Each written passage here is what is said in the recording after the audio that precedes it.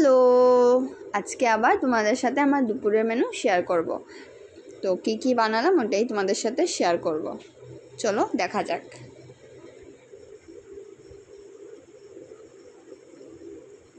আমি আজকে কুমড়ো পাতার বাটা বানিয়েছি। তো কুমড়ো পাতাগুলোকে ভালো করে ধুয়ে কেটে নিয়েছি। তারপরে ফ্রাইং প্যানে তেল, কালো জিরা, রসুন, পেঁয়াজ আর শুকনো লঙ্কা দিয়েছি। এগুলো ভালো করে ভাজা হয়ে গেলে কাঁচামরিচও দিয়ে দেব।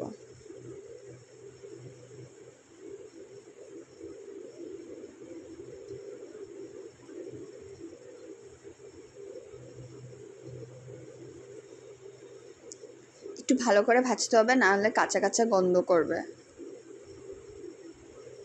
তারপরে আগের থেকে কেটে রাখা কুমড়ো পাতাগুলোও দিয়ে দিলাম।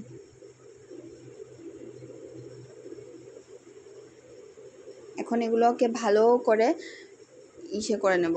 অল্প সিদ্ধ হয়ে যাবে, অল্প নরম হয়ে যাবে।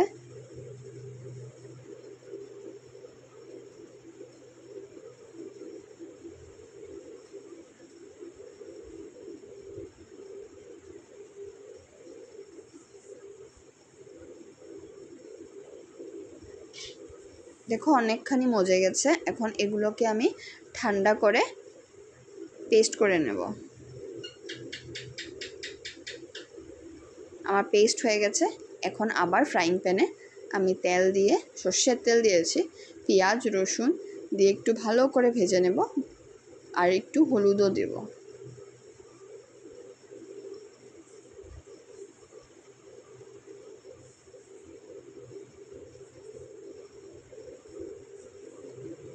তারপরে বাটাটা দিয়ে দেব।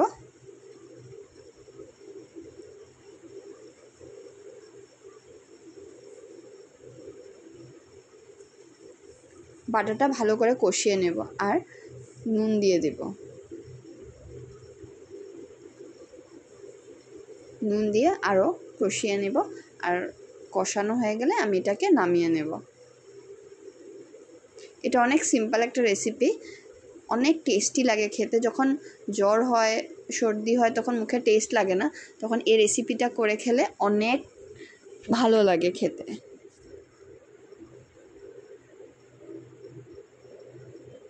তোমাদের কেমন লাগলো কমেন্ট করে জানাবে। তারপরে আমি ডাঁটি চচ্চড়িটা শেয়ার করছি। তো ডাঁটি চচ্চড়িতে আগে আমি ফ্রাইং প্যানে তেল দিয়ে কালো জিরে আর শুকনো মরিচ দিয়ে, তারপরে সিম, বেগুন এগুলোকে অল্প ভেজে তারপরে আমি ডাঁটিগুলো, ফুলকপির ডাঁটিগুলো দিয়ে দিয়েছি। এগুলো আগে থেকে সিদ্ধ করা ছিল।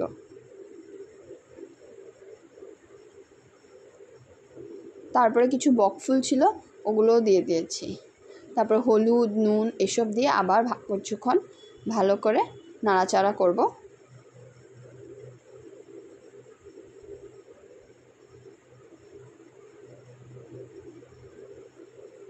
একটু জল দিয়েছি আর সর্ষে বাটা দিয়েছি আর টমেটোও দিয়েছি।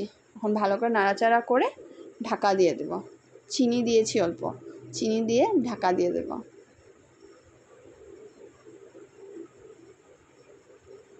ঢাকা উঠিয়ে ধনেপাতা দিয়ে নামিয়ে নেব।